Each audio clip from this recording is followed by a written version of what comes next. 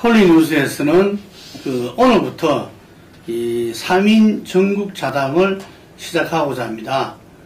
논설 주관이자 본부장이신 이명식 주관님과 그리고 정찬 정치국장 그리고 제가 김능구 정치 컨설턴트가 모여서 하여간에 업측근이 뒤측근이 이렇게 현재 전국에 대해서 그 주에 한 번씩 이야기를 짧게 나눠서 여러분들이 전국에 도움이 되고자 합니다. 오늘은 4.29 재보선 판세입니다. 판세. 자, 먼저 시작해 보시죠. 예, 지금 4.29 재보선이 네 군데서 펼쳐지는데요. 그 중에서 아무래도 이후 전국에 가장 큰 영향을 미칠 선거는 지금 광주 서구을에서 진행될 재보궐선거가 아닌가 이렇게 생각이 됩니다. 오늘자 조사에서는 천정배 무소속 후보가 새정치연합의 조영태 후보를 상당한 차이로 앞서고 있는 걸로 나오고, 그 다음을 새누리당의 정성, 또 정의당의 강은미 후보가 추격을 하는 그런 추세로 나타나 있습니다.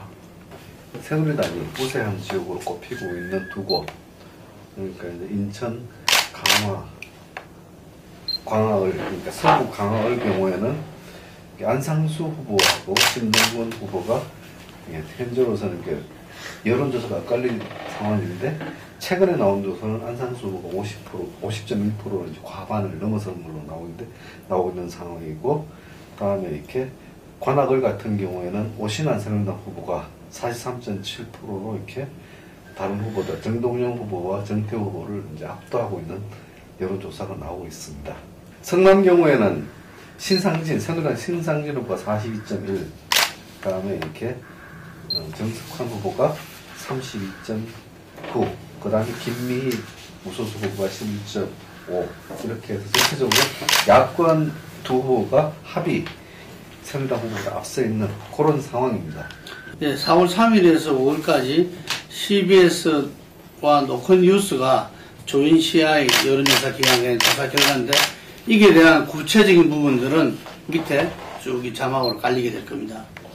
그럼 먼저 우리가 현재 가장 최근 여론조사를 한번 짚어봤는데, 먼저 이 강주 서울에서 과연 새정치연합이 지난 광주시장 선거나 이 재보선처럼 처음에는 무소속이 밀렸다 하더라도 결국 이 제1당으로서 어떤 당선을 하느냐, 아니면 지금 현재 무소속 돌풍을 일으키고 있는 천정배 전 의원이 무소속 돌풍을 일으키면서 향후 전국 구도를 갖다가 큰 파란을 일으키느냐, 과연 이것이 어떻게 될 것인가에 대해서 간단하게 이야기해 주시기 바랍니다.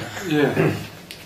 크게 봐서 두 가지 변수가 작용하지 않겠나 이렇게 봅니다. 우선은 지금 아시다시피 새정치연합이 정돈된 상태가 아니죠. 그래서 동교동계, 소위 DJ를 개성한다는 동교동계에서 지금 선거에 대해서 좀 미온적인 태도를 보이고 있는 이런 부분들이 해소가 돼가지고, 강주에서는 어차피 그 부분이 미칠 영향이 크기 때문에 지금 여론조사에서 보면 50대 이상, 그러니까 과거에 보면 그 부분이 새정치의 호남의 어떤 강력한 지지 기반인데, 그 부분이 지금 천정배 쪽으로 가 있다는 겁니다. 그래서 천정배 후보, 무소속 후보 진영도 상당히 그 부분에 대해서는 불안해하고, 30, 40대는 아직 성향을 정확하게 드러내지 않은 상태이기 때문에, 그런 부분에서 새정치연합의 동교동계가 어떻게 움직이냐, 이 부분이 영향을 미칠 변수가 하나가 될 수 있을 것 같고, 그 다음에는 천정배 후보가 무소속으로 나왔지만은 정의당의 강은미 후보나 조남일 후보가 진보 진영을 표방하고 나와 있기 때문에, 이 부분에서 후보 단일화 문제가 천정배 무소속 후보 쪽하고 실현이 되느냐, 이 부분이 또 작용을 할 것 같습니다. 만약에 천정배 후보로 단일화가 된다면 조영태 새정치연합 후보가 판세를 뒤엎기가 상당히 좀 힘들어질 수도 있지 않냐, 그렇게 봐지고, 지금 같은 후보가 난립된 상황 속에서 최정치연합이 다시 또 탄력을 받게 된다면 조금 선거전이 시간이 지나면서 조금 더 치열한 양상으로 갈 수도 있겠다. 그러니까 후보 단일화가 안 된다면은 전 의원 승리가 예상되고 만약에 안 된다면은 결과는 예측하기 어렵다. 네, 좀 치열해질 거로 보입니다. 그 중에서 또 예측을 하신다면은 예측을 한다면은 아무래도 이제 조영택 후보한테 부과해줄 수도 있겠다. 저는 그렇게 봅니다. 왜냐하면 지금 선거가 다른 지역 판세가 원치 안 좋기 때문에 그게 오히려 강주 쪽에서는 그래도 새정치를 완전히 이번에 뭐 죽여서는 안 되는 거 아니냐, 뭐 이런 여론이 또 일어날 수도 있다고. 이런 뭐 전략적 투표, 호남 민심이 또 전략 투표할 가능성이 있다. 예. 자, 그럼 우리 정국장님께서는 강주설에 대해서 어떻게 보십니까? 본부장님 말씀하고 거의 똑같은데요. 광주설은 기본적으로 관악과 중원 이쪽에서 어떻게 움직이느냐, 수도권에서 어떻게 움직이느냐에 따라 또 영향을 받습니다. 특히 수도권에서는 이제 인천 빼고는 이게 다 고정표가 호남표입니다. 이 호남표들이 현재는 광주를 보고 서로를 바라보고 있는 상태입니다. 지금 현재 여론조사들을 보면은 야권 지지층들이 응답을 안 합니다. 이 호남 민심들이 결정을 하기 때문에 응답을 안 하는 상태입니다. 이게 요번 휴먼 리서치 같은 경우에 보면 자기들이 이렇게 고백을 한 게 보면은 야권 지지 응답률이 너무나 작아서 지금은 신뢰도가 낮다 그랬어요. 오늘 나온 여론조사에서. 그 정도로 있기 때문에 세 군데가 서로 마주보면서 어디로 갈 것이냐를 지금 눈치 보고 있는 상황입니다. 그런 부분이기 때문에 그 상황이 정리되는 시점에 조영택 후보 아니면 천정배 후보로 쏠릴 가능성이 크다. 그렇게 판단할 수 있습니다. 예. 일단 단일화가 됐을 때는 이 조와 천 대결에서는 똑같이 천을 묻을 생각입니까? 그거는 그렇게 판단하지 않습니다. 단일화 됐을 때. 단일화 된다 하더라도 광주 시민들이라든가 호남이 보는 것은 그 위에 있는 문재인을 바라보고 가는 지점이 큽니다. 문재인이가 호남 민심과 어떻게 밀당을 하느냐, 이 부분이 오히려 더 큰 선거 변수가 될 거로 보입니다.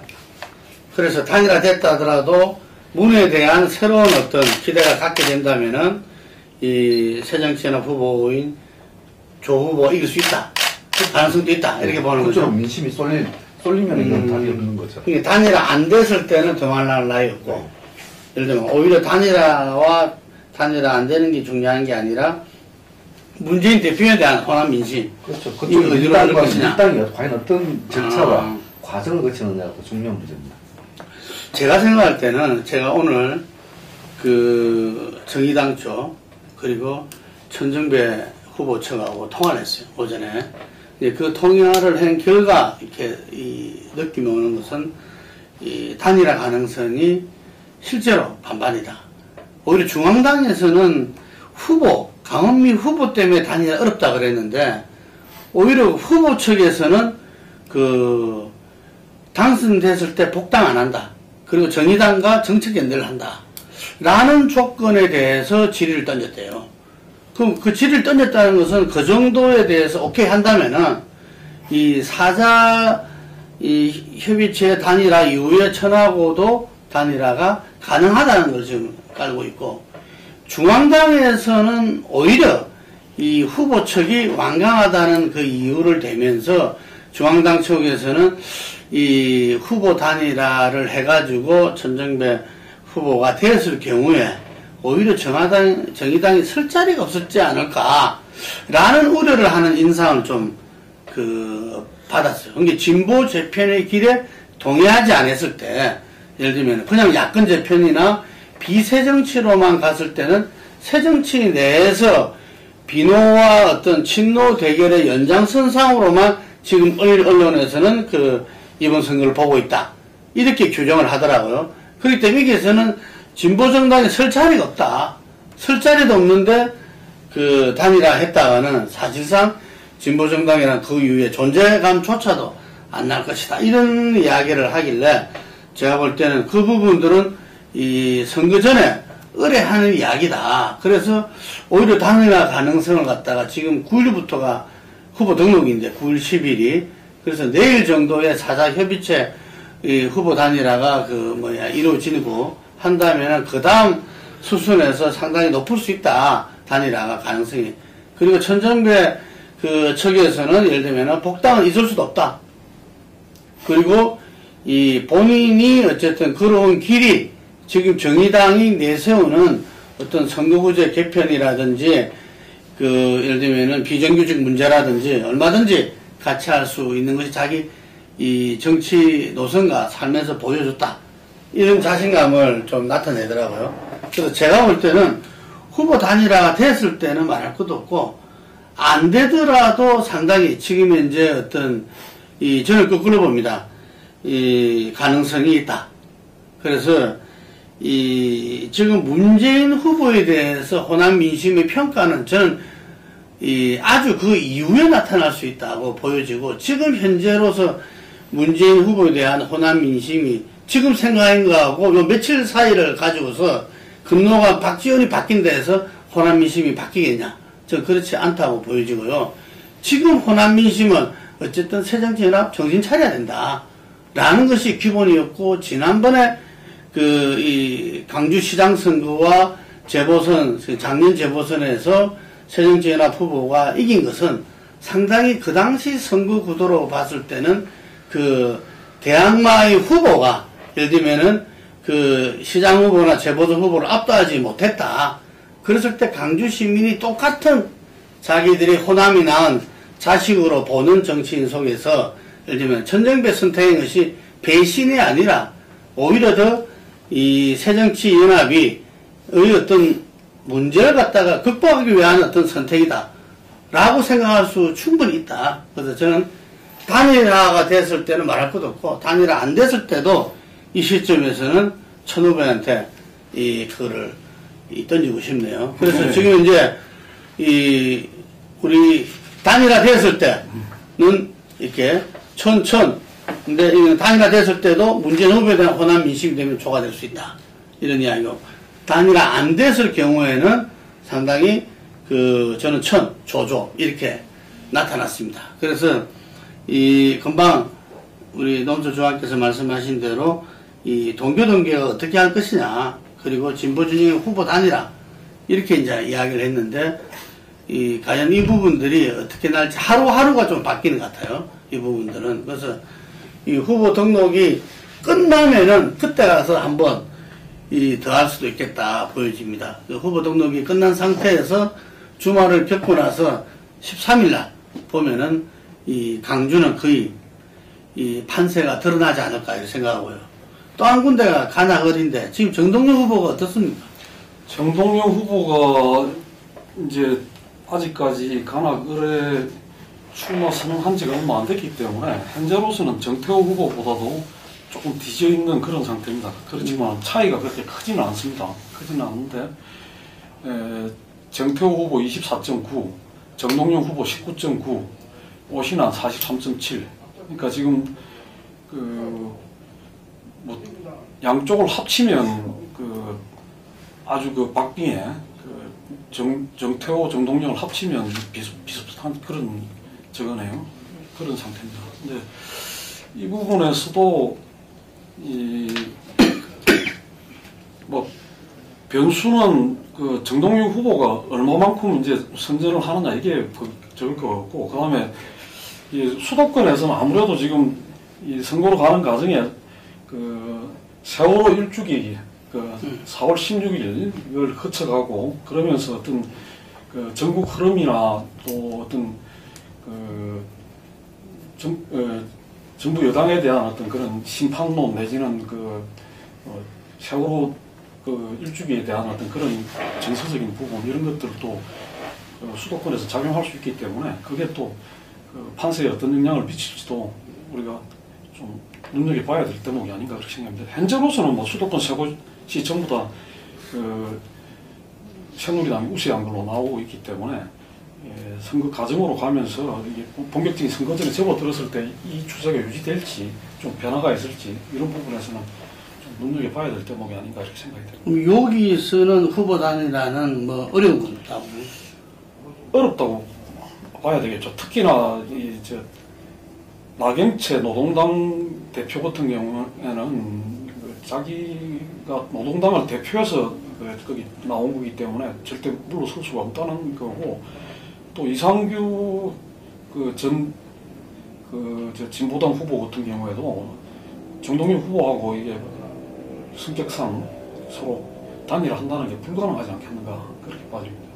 그리고 현재로서는 지금 두 후보 다가 지금 너무나 미미하게 나옵니다. 저기하고 다르게 0.7, 0.6 그렇게밖에 안 나오기 때문에 이 부분은 뭐 현재로서는 큰 그건 아니다. 변수가 아닐 수도 있겠다. 새정치연합과 이렇게 무소속 간의 어떤 야권 연대는 아닐지라도 지금 현재 그 새정치를 제외한 야권의 4사 협의체가 아마 본격적으로 지금 현재 단일화가 가동되기 시작한 것 같습니다. 거기서 현재 정의당과 국민모임, 노동당, 그 다음에 그 노동 무슨 준비위인가 뭐가 있죠. 그 정확하게 이름이 뭔지 모르겠는데 하여간 그렇게 해서 이 부분들이 이 지지율은 미약하나 어쨌든 4사 협의체로서 후보 단일화 됐다 이러면은 선거 시작하면서 기세는 좀 있지 않겠습니까? 근데 이게 그 가능성도 없다 이거죠. 제가 보기에는 그 부분은 뭐 국민 모임이라 하더라도 지금 그 진보당에서 이제 의원직을 자기들로서는 억울하게 빼앗겼다고 생각하면서 무소속으로 나와 있는데 이상규 후보나 김희 후보 같은 경우가 그 부분들이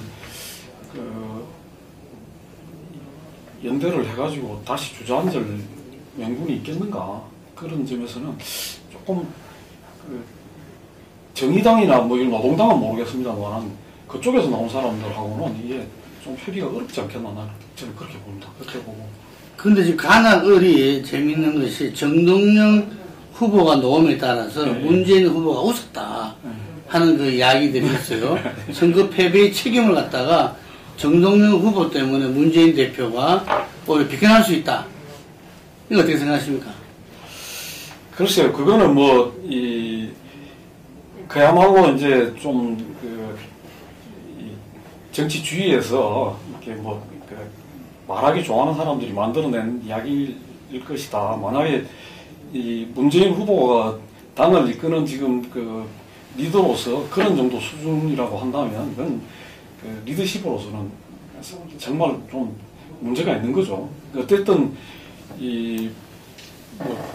지난 어떤 재보선에 730 재보선의 어떤 그것 때문에 이번에 어쩔 수 없이 전략공천 카드를 쓰지 않고 이제 경선을 했다 하더라도 지금 경선으로 선출된 후보들을 가지고 최선을 다해서 승리하려고 노력을 하는 것이 어떤 그 핑계거리를 찾았다고 기뻐한다 이거는 좀 아닌 것 같고, 또 어떻게 보면 정태호 후보 같은 경우에도 정동영을 만약에 본인이 당선은 설사 못 된다 하더라도 정동영보다 표를 많이 얻는다면 자기가 정치적으로 상당히 적이 있을 수 있기 때문에 정태호 후보 경우에는 우리가 상식적으로 판단하면 정말 더 죽기 살기로 하지 않겠느냐. 그런 점에서는 정동영 후보가 인지도나 뭐 이런 면에서는 단연적합니다만은 과연 현장 바닥에서 얼마나 그걸 해낼 수 있을까 이런 부분은 오히려 저는 좀 지켜봐야 된다 그렇게 봐집니다. 이번 선거에 대한 재밌는 특성이 간악을 같은 경우에서는 2위 싸움도 중요하다. 네. 소선거구제에서는 승자 독식이기 때문에 2위가 의미가 없었는데 네. 이번에는 야당 내에 2위도 중요하다. 뭐 이런 이야기가 있습니다. 어쨌든 간악을 지역에서 뻔히 보면서도 이 후보 이렇게 단일화가 안 돼가지고 이렇게 여권의 당선을 넘기는 이런 경우도 있을 수도 있겠네요. 네, 뭐 지금 현재로 나타나는 분위기나 흐름으로서는 특별한 어떤 그런 아까 말씀드렸듯이 지금부터 진행이 되면서 어떤 변수가 생긴다든가 또 민심에 어떤 변화가 있다든가 새로운 어떤 선거에 영향을 미칠 만한 요인이 있기 전에는 이 흐름대로 간다면 뭐 오신환 후보가 어부지리를 할 가능성이 상당히 있다고 봐야 되지 않겠나 그렇게 봐집니다. 예, 정국장님, 성남을도 마찬가지라고 볼 수 있겠네요. 성남을은 이렇게 신상진 후보가 원체 탄탄하고 정한석 후보 같은 케이스는 이렇게 자기 지지표, 그러니까 고정표를 동원하는 데 있어가지고 현재로서는 굉장히 애로가 있는 그런 상황이기 때문에 이렇게 뭐 신 후보가 지금 유리한 상황이다 이렇게 판단을 하고 있는 부분이 큽니다. 보통 성남을은 어떤 처음부터 전부 다 새누리당이 일단 한석 이렇게 갖고 가는 지역으로 돼 있었는데 지금 여론조사나 보면은 이게서도 그 야권 연대를 하면은 신상진 후보가 상당히 힘든 상황인데. 네. 야권 연대 자체는 이제 통합진보당에서 할 이유가 없는 것이고 네. 자기들은 싸워야 되는 거니까 현재로서는 이렇게 새누리당 입장에서 이제 보면은 네. 이번 4.19 재보선이 야권 재편론으로 가는 것을 너무나 반기고 있다는 부분입니다. 이 정권 심판론으로 가는 그 고리를 야권 재편론에 딱 가로막고 있으니까 네. 호남과 야권 세력이 내가 어디로 찍을 것인가를 정하지 못하고 있는 혼란 상황이 계속 장기화되면 장기화될수록 새누리당은 유리한 국면입니다. 그런 부분에서 이제 봤을 때는 현재 정동영 후보나 천정배 후보가 출마한 것에 대해서는 새누리당은 너무나 공허한 상황입니다. 실제 이번 4.19 재보고서 이제 사실은 김무성 대표가 굉장히 위기 상황에 몰리는 선거였습니다. 특히 이제 원래 2대2로 가더라도 이제 친박계가 언제 이제 비토를 놓을지 모르는 상황인데 자칫하면은 이렇게 이제 성남 같은 케이스는 이게 호남표와 이재명 시장 효과가 있기 때문에 고정표 동원에서는 정한석 후보가 상당한 강점이 있습니다. 네. 그럼 또 강화도 마찬가지로 자칫하면 이렇게 뒤집어질 수 있는 여율이 있기 때문에 새누리당은 안전하다고 하는 두 곳 중 한 곳을 잃으면은 김무성 체제 자체가 이쪽도 문재인이 이제 새정치연합이 문재인이 위험하듯이 이쪽도 위험한 상황이거든요. 그런 의미에서 봤을 때 이렇게 야권 재편 내지는 어떤 야권의 어떤 이 프레임 자체가 초반 선거를 주도하고 있는 상황 자체는 새누리한테는 굉장히 이렇게 고마운 상황입니다. 그 지역에서 지지 지역에서 흔들리라는 제목으로 여러 그 기사가 나왔는데 새누리당 인천 같은 경우에 안성수 후보가 다른 여론조사에서는 보면은 신동근 후보와 비슷하거나 밀린다는 조사 결과도 나왔어요. 이게 정권 심판 정서가 바닥에서는 굉장히 응축된 에너지가 있는데 야권이 그걸 타고 넘어가지 못하는 상황이다 보니까 네. 그러니까 현재로서는 그 여론조사를 보면은 현재 신상진 후보하고 중원도 보면은 여기 정한석 후보하고 10% 내의 싸움입니다. 현재 기준이면은 이거는 언제든지 뒤집어질 수 있다는 이야기입니다. 그러니까 그만큼 현재 여론조사 이 정도 나온다는 것은 바닥에 있는 정권 심판에 대한 에너지가 만만치 않다는 것을 말하는 거거든요. 근데 이 만만치 않은 흐름들이 현재는 야권 재편 구도 여기에 모든 여론의 이슈가 몰리면서 이쪽으로 옮겨 타질 못하는 상황입니다. 근데 새누리당은 이런 부분에서는 상당히 현재 상황이 제일 고마운 상황이죠. 예.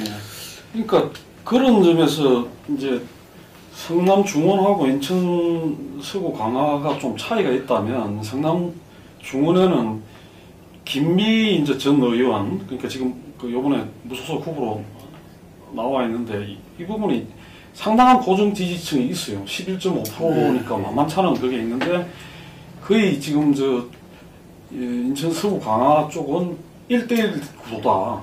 그 무소속에 큰 의미가 없고 그렇기 때문에 이 부분에서는 이 흐름에 조금 변화만 있으면 야권 분열 요인이나 이런 게 크게 작용을 안 하기 때문에 정말 그 정면 대결이 될 가능성이 높다. 근데 오히려 이제 그런 면에서는 성남 중원이 지역적으로는 호남 사람들이 많고 상당히 유리한 지역임에도 불구하고 안고 있는 그런 어떤 그 후보 분열 요인이 있기 때문에 상대적으로 그 새정치 입장에서 어렵다면 강화는 오히려 그런 면에서는 또 이 지역은 약간 그 하더라도 1대1 구도이기 때문에 또 해볼만 하다. 그런 것도 가능한 것 같습니다. 예, 그 서강화에서는 제 개인적으로 봤을 때는 안상수 전 인천시장인데 안상수 후보가 지역 기반이 약하거든요. 그래서 이 지역 기반이 강한 분이 이경재 전 의원이었고 이번에 어떤 선거를 새로 하게 된 요인이 안덕수 전 의원인데 두 분이 이 지역의 강자였는데 결국 이 두 분들이 다 출마하지 못함에 따라서 지역 기반 상태가 상당히 약화됐는데 그래서 새누리당이 총결집령을 내렸다고 합니다. 그래서 이 조사를 보면 상당히 그 결집이 좀 이렇게 모아진 거 아니냐. 그리고 지난 총선 때도 10% 정도 차이가 났었거든요. 그래서 그 지역 기반이 어느 정도 결집되느냐에 따라서 하고 그 신동건 후보의 그 사수생의 어떤 이 눈물 이런 부분들이 어느 정도 통할 수 있나 이런 부분들이 좀 지역선거로서는 관건인데 오히려 차이가 지금 좀 벌어지지 않나 이렇게 봅니다. 그래서 오늘 우리가 이 시점에서 그 최근에 나온 이 CBS 조인시아 여론조사를 가지고서 그 분석을 해봤는데 이 대체적으로 봐가지고는 관악을, 성남을, 인천, 서강을 모두 다 현재 그 새누리당이 현재로서는 우세하고 강주 서구월 같은 경우에 강주 민심의 향방이 지금 예를 들면 문재인 대표와 함께 가느냐 아니냐에 좀 이렇게 그 달리는 것 같으면서 현 시점에서는 역시 무소속 천정교 후보가 좀 우세하다. 이렇다면 지금 시점에서 그 가장 이 새정치연합 같은 경우는 막 난리가 난 거죠 지금. 그래서 아까 보니까 전화 연결도 잘 안 되고 다들 지금 고민하고 고심하고 이렇게 그 한 것 같습니다. 그래서 이게서 만약에 마지막 순서입니다. 그 새정치연합에 한마디 어드바이스를 해준다면은 어떤 어드바이스 해줄 수 있겠습니까? 그러니까 아까도 말씀드렸습니다만은 새정치연합은 어떤 그 변화의 모습을 보여야 된다. 당이 지금 그 내부적으로 결집되는 것도 중요하고 또 하나는 그 선거라는 게 흐름을 타야 되는데 지금 그 대외적으로 보면 그 세월호 일주기라는 그게 있기 때문에 그 속에서 얼마나 그 국민들과 더불어 가지고 국면을 잘 끌어가느냐에 따라 가지고 특히 수도권 같은 경우에도 그렇고 아까 말씀하셨듯이 수도권에 또 그 흐름이 강주에도 영향을 미치는 거기 때문에 그런 속에서 어떤 변화의 여지는 있을 수 있다. 그런 점에서는 단결된 모습을 가지고 최선을 다해가지고 지금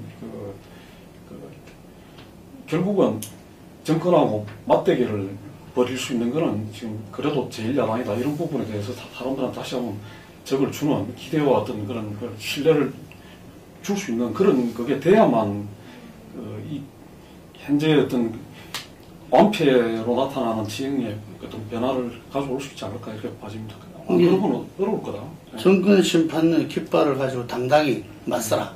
지금 이런 주문이시고 새누리당도 아까 상당히 뭐 한석 정도라도 그거 된다면은 김무성 체제 굉장히 위기가 올 수도 있다 하는데 그 부분들이 사람들이 볼 때 지금 김무성은 지금 뭐 표정 조절하고 있는 거 아니냐 이런데 잠깐 좀 이야기를 해주죠. 왜 위기가 올 수 있다는 건지. 실제 이렇게 청와대에서 이제 비박계 지도부의 불편함들 있고 이렇게 차기 공천을 생각했을 때 액션 플랜이 올 10월 이전에는 액션 플랜이 나와줘야 됩니다. 친박계로서는. 근데 액션 플랜이 나와주려면은 요번 액션 플랜 하면서 공천에 대한 최고위원 2위부터 3위 하면서 이렇게 김무성 지도부를 교체하고 흔드는 것이 그때 10월 이전에 끝을 내야 됩니다. 예. 근데 10월 이전이라 하더라도 고리를 잡으려면 이번 4.19 재보선이고 5월달 이때가 가장 시점으로 맞는데 이걸 이제 친박계에서는 그렇게 이제 판단을 하지만 노골적으로 못하는 상황이죠. 근데 이번 선거가 이렇게 계기가 될 수도 있다는 부분이 큽니다. 이게 사실은 이렇게 이번 선거가 뜻밖의 김무성 대표한테는 이렇게 참 고맙게도 천정배 정부를 하면서 야권 재편이 프레임으로 딱 걸리면서 이 두 곳으로 모든 게 쏠리다 보니까 다행히 마음이 이제 진정이 된 상황이지만 강화에서 밀린다고 하는 여의도 연구원 자체 여론조사가 계속 나오니까 벌써 3번 나갔습니다. 굉장히 불안하다는 이야기입니다. 예. 그러니까 마음은 김무성 대표로서는 이렇게 관악이나 광주 서울은 관심이 없고 중원과 강화에서 어떻게든 유지해서 2대2 그러니까 여야 구도로 2대2를 만들어놔야 됩니다. 이런 부분이 있기 때문에 김무성 대표로서는 이것이 자신의 문제로 이슈가 부각하지 않고 선거가 치러지길 바라고 있는데 이것이 이제 자칫 정권 심판 노인 여권 분열 상황에 오른 그냥 기대 심리가 성화가 돼버리면 자신도 굉장히 불리한 상황이죠. 네, 친박의 액션 플랜, 여권 내 지도부의 어떤 재편 프로그램의 가동의 계기가 이번 재보선이 되지 않기를 그렇죠. 바라면서 만약에 이게 한석이라도 수도권에서 잃게 된다면은 그 프로그램이 가동될 이 가능성이 높기 때문에 좀 위기 상황으로 내린다는 거죠. 2011년도 4.16 재보선에서 안성수 체제가 무너진 게 성남 분당 패배 때문에 그냥 무너졌거든요. 이런 경우는 비일비재였습니다. 그러니까 졌다 그러면은 이거는 명분이 없습니다. 지금은 없습니다. 그래서 새누리당 내에 보이고 있는 친박 대 비박의 어떤 그런 좀 심하게 말하면 뭐 서로 거의 적대적으로 지금 이제 끈끈이 지금 부딪히고 있는 이런 상황이 의외로 이게 선거에도 또 악영향을 미칠 수 있는 부분도 있다. 지금 뭐 사드 문제 그렇지 심지어는 뭐 공적 연금도 지방에서 협조를 안 할 수 있다 뭐 이런 식의 이야기도 나오고 자원외교 가지고 지금 부딪히는 상황이죠. 자원외교 갖고 MB 문제 가지고 심하게 부딪히니까 이게 뭐 서로 그냥 저게 같은 여당이 맞나 싶을 정도로 지금 심각하거든요. 예, 지금 이 부분에도 관심이 많은 것 같아요. 다음 주제는 우리가 재보선을 한번 짚지만 또 한편으로는 그 현재 여당 내에 친박과 비박 간의 어떤 지도부 간의 또 현재 이 청문회라든지 여러 또 정책 간의 것을 한번 짚어보도록 하겠습니다. 오늘 여기까지 하겠습니다. 감사합니다.